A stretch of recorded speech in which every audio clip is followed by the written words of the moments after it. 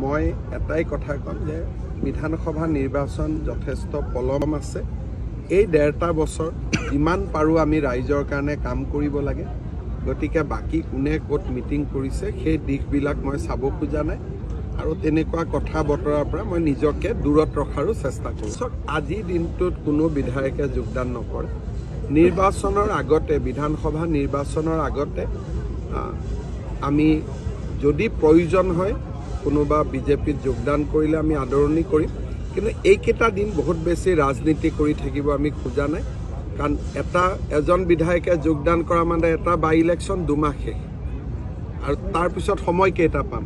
গতিকে এই 1.5টা বছৰ দিনে ৰাতিয়ে কাম কৰিব লাগে। কোনোবাই যদি বিজেপিত যোগদান কৰিম বুলি ভাবিছে মই তেওঁকো অনুৰোধ কৰিম যে জানুৱাৰী ফেব্ৰুৱাৰীলৈকে ৰখি থাকক, কাৰণ এইকেইটা দিন আমি আৰু উপনিৰ্বাচন আৰু কিবা কিবি খেলি থাকিলে কাম কৰাৰ সময়খিনিয়ে নোহোৱা হৈ যাব।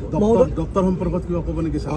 অহাকালি 12টা বজাৰ ভিতৰত ডক্টৰ বিতৰণ হৈ যাব। মহোদয়, সামাজিক মাধ্যমত একাংশ মহিলা সাংবাদিকক ব্যৱহাৰ কৰি অশ্লীল এপ তৈয়াৰ হৈ আছে।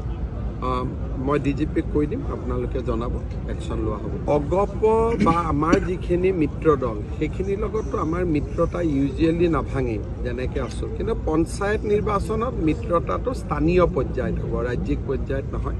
সমষ্টি জিলা পৰ্যায়ত মিত্ৰতা হ'ব। পঞ্চায়তটো অকলে অকলে নহয়। তেনেকৈ ধৰক আমাৰ জালুকবাৰী সমষ্টিতে নিৰ্বাচন হ'ব, আমি এজিপিৰ লগত কথা পাতিম। নলবাৰীত ইলেকশ্যন হ'ব, এজিপিৰ লগত কথা পাতিব, কিন্তু সমষ্টি পৰ্যায়ত, ৰাজ্যিক পৰ্যায়ত নহয়। সমষ্টি পৰ্যায়ত বুজাব জ্যেষ্ঠ বিধায়কে অসন্তুষ্টি ব্যক্ত কৰিছে, বিশেষকৈ আপুনি যদি চাই পলাশবাৰীত কমলা কলিতা মানে বহুকেইগৰাকী অগপ দলৰ যিসকল বিধায়ক বা নেতা অসন্তুষ্ট হৈছে তেওঁলোকে তেওঁলোকৰ দলীয় পৰ্যায়ত অসন্তুষ্টি ৰাখিব। মই যিহেতু বিজেপিৰ নেতা, গতিকে এজিপিৰ ওপৰত মই কমেণ্ট দিয়াটো উচিত নহয়। ছাৰ, ৰকিবুল হুছেইনে ফাইলৰ ৰাজনীতি কৰি আছে। ৰকিবুল হুছেইনে ফাইলৰ ৰাজনীতি কৰি আছে। বয়স হ'ল আৰু এইবিলাক কৰিব নাপায়। এইবিলাক অখিল গগৈ সৰু থাকোঁতে কৰিছিলে আৰু আমাৰ গুৱাহাটীৰ বা অসমৰ টিভিবিলাকো চালুকীয়া অৱস্থাত থাকোঁতে এইবোৰ আনকাট দেখুৱাইছিল, কিবা দেখুৱাইছিল। এতিয়া সকলো মেচিউৰ্ড হ'ল, এতিয়া এইবোৰ বাদ দিব লাগে। আৰু আপোনাৰ এটা কথা আহিছোঁ যে কমলা কলিতা ডাঙৰীয়াই পলাশবাৰী সমষ্টি উদ্ধাৰৰ কাৰণে তেওঁ কাম কাজ আৰম্ভ কৰিছে, দাবী কৰিছে পলাশবাৰী সমষ্টি এৰি দিব লাগিব। প্ৰথম কথা, পলাশবাৰী সমষ্টিত বিজেপি দলে খেলিব আৰু পলাশবাৰী সমষ্টিত বিজেপি দলে নেখেলাৰ প্ৰশ্নই উঠিব নোৱাৰে। আমাৰ তাতে চিটিং MLA আছে। এতিয়া মই যদি গৈ কওঁ কালি বোকাখাট সমষ্টিটো আমাক লাগিব, সেইটোতো মিত্ৰতাৰ ধৰ্ম নহয়। গতিকে এইবিলাক কথা ক'ব নালাগে। যদি কমলা কলিতাই উঠিবই খোজে একান্ত, আমাৰ জালুকবাৰীতে আহি উঠক, লাগিলে ময়ে এৰি দিছোঁ, কথা তেনেকুৱা একো নাই। কিন্তু ঘটনাটো হ'ল যে আমাৰ পলাশবাৰী বিজেপিৰ লগত আছে, বিজেপিৰ লগত থাকিব।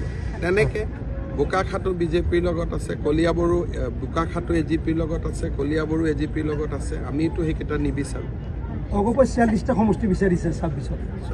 বিচাৰিলেতো কাৰো একো আপত্তি কৰিবলগীয়াটো নাথাকে। যি দলে যেনেকৈ সংগঠন কৰিব, যদি সংগঠনৰ শক্তি বৃদ্ধি পায় তেতিয়া আমিও এৰি দিম। কিহৰ কাৰণে? মিত্ৰ দল জিকিলেই হ'ল। কিন্তু আমি এটাই চাব লাগিব যে কোন দলৰ সংগঠনৰ শক্তি আছে। যি দলৰ সংগঠনৰ শক্তি আছে তেওঁৱে উঠিব, তাততো আপত্তি কৰিবলগীয়া একো নাই।